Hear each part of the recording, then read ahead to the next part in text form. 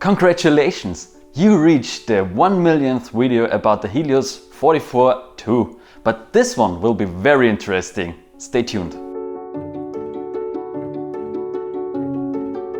Hi, I'm Chufa Video, professional videographer from Austria. Today I want to take a look at the Helios 44-2.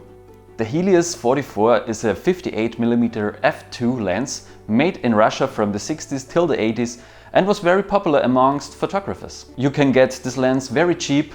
I got mine for around 30 bucks, so you can get your copy too for a very low price. What's special about this lens is that it can offer you a very unique look. Some might call it flaws, but I would call it character. In this review I will stick to the video side, since I don't shoot photos a lot. Now I will show you a short video I shot with my Panasonic S1 so you can get an idea of the image quality of this lens.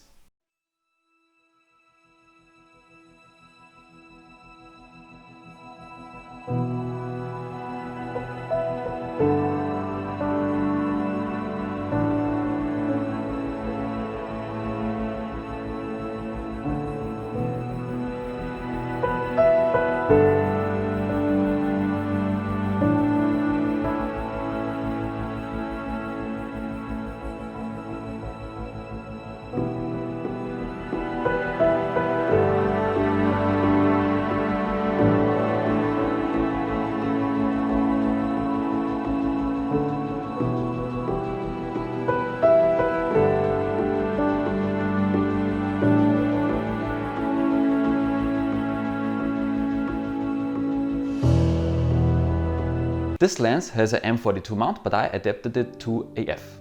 This adapter is rather simple, it just screws on and it holds really tight. I can't get it off the lens now, but as you can see, it's not that big of an adapter and you can adapt it easily to your camera. My copy came with a small rubber lens hood, which is quite nice. The build quality on this lens is really good. It's fully made out of metal. The aperture ring on this lens is a rather unique design. It has two rings. One goes in stops, so you can adjust full stops, but the second ring, which you can do separately, is clickless. So it can be nice to shoot video with it. The focus ring turns very smooth, but the lens barrel extends, but the front is not rotating. It has a very long focal throw of 270 degrees.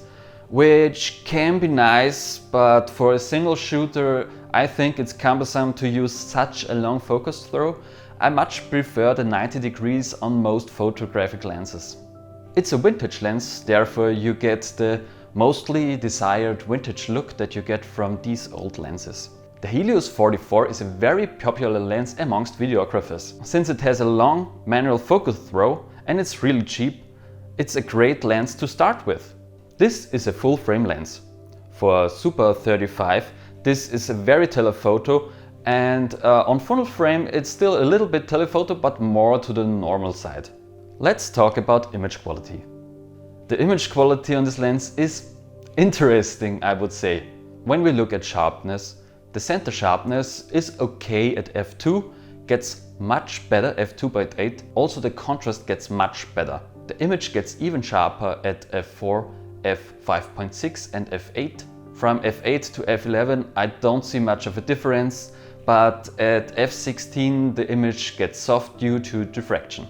When we look at the corners, at f2 the corners are very soft and there's a lot of chromatic aberration. When we stop the lens down to f2.8 it gets a little bit better, also the chromatic aberration is reduced. At f4 it gets better, at f5.6 even a little bit more, and at f8 I think that's the best you can get out of this lens. It never clears up, and at f16 you also get a little bit of diffraction. So in regards of sharpness, this is not the greatest lens. What's also important for video is focus breathing. This lens has a rather strong amount of focus breathing, as you can see in this example. But we don't get this lens for its sharpness or optical quality. We get this lens for its character, and it has a lot of it. I really love the strong flares and low contrast this lens can give at f2. I also really love the bokeh. It's swirly and round. It has cat eyes shape near the corners, but that's what we want from this lens. I can't stress it enough. It's not the optically best performer, but the one with the most character for the cheapest price. I see why there are many manufacturers that adapt this lens into a cinema housing or with anamorphic adapters, because it produces a very certain and specific look. I already told you in my Shoot Super 8 on the GH5 video, which you can watch right now, that I wanted to shoot my first feature film on Super 8. But the budget wasn't there, so I went the low budget route and got the Helios 44. I wanted to achieve the look of these old 80s movies that were shot on Super 16, which had a rather soft look to it, and the Helios 44 gave me that look. But not soft, but a rather soft look.